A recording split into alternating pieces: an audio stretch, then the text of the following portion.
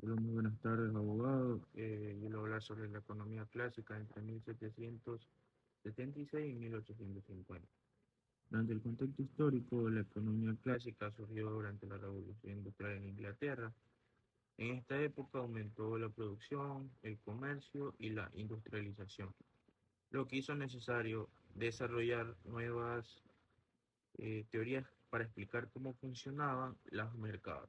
Principales representantes este contexto histórico fueron Adam Smith, David Ricardo, Thomas Robert Malthus y John Stuart Mill. Yo les voy a hablar sobre Adam Smith, la riqueza de las naciones en 1776.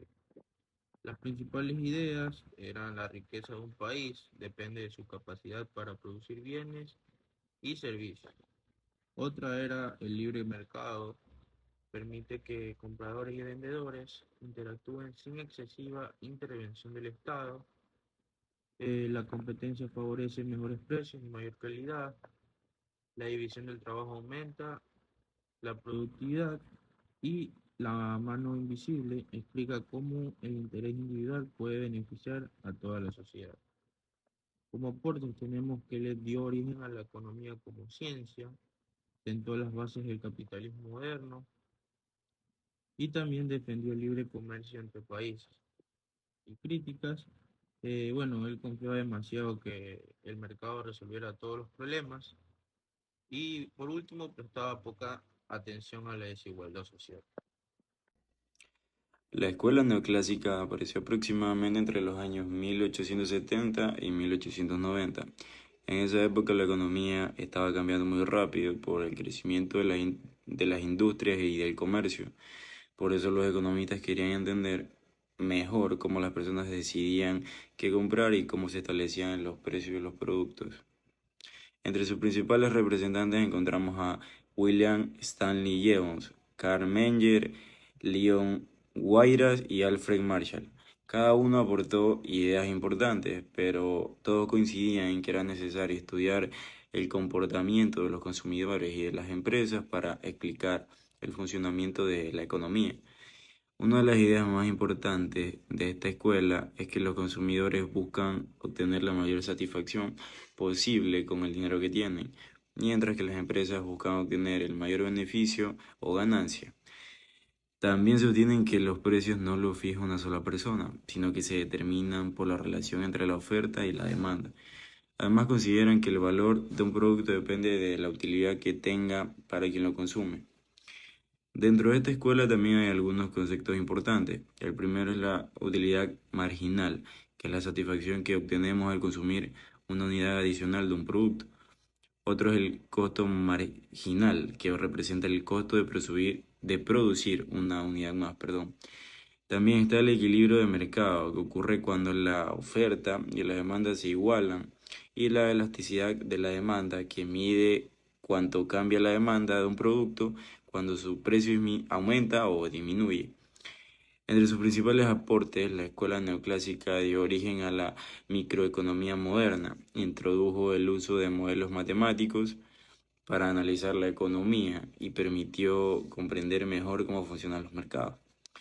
De hecho, muchas de estas ideas todavía se enseñan en las universidades y siguen siendo utilizadas por economistas en la actualidad. Sin embargo, esta escuela también ha recibido críticas. La principal es que se supone que todas las personas actúan de manera racional, cuando en la realidad muchas decisiones también están influenciadas por las emociones, la cultura o el entorno social. Para concluir, podemos decir que la escuela neoclásica fue muy importante porque explicó cómo interactúan consumidores, empresas y mercados. Aunque tienen algunas limitaciones, sus aportes siguen siendo una base fundamental para entender la economía actual. Muchas gracias. Bueno, también les voy a hablar sobre el keynesianismo y monetarismo. Bueno, después de la Gran Depresión de 1929, millones de personas quedaron desempleadas, las economías sufrieron una fuerte crisis. El principal representante de esto fue John Maynard Keynes. Bueno, él dio como una teoría general del empleo, el interés y el dinero en 1936. Bueno, que decía que el mercado no siempre corrige las crisis por sí solo. Otro que dijo él fue: el Estado debe intervenir cuando exista desempleo. Y por último, el gasto público ayuda a reactivar la economía. Los aportes inspiró políticas económicas aplicadas después de la Segunda Guerra Mundial, favoreció la creación de empleo mediante inversión pública, y un gasto excesivo puede generar inflación y aumentar la deuda pública. Esto fue una crítica que hizo él. En el monetarismo en 1950 y 1970, el principal representante fue Milton Friedman. Bueno, como principales ideas tenemos: la inflación se produce principalmente por un crecimiento excesivo de la cantidad de dinero. Por otra parte, el Banco Central debe controlar cuidadosamente la oferta monetaria y menor intervención del Estado en la economía. Como aportes tenemos que él influyó en las políticas económicas de muchos países, promovió bancos centrales más independientes, y como crítica en algunas crisis económicas, el control del dinero no ha sido suficiente para recuperar la actividad económica. Gracias. El contexto histórico del marxismo en 1848, durante la Revolución Industrial, muchos trabajadores laboral en condiciones muy difíciles y largas, y donde habían largas jornadas y bajos salarios y había poca protección laboral. Sin embargo, Karl Marx desarrolló su teoría como una crítica a estas condiciones principales.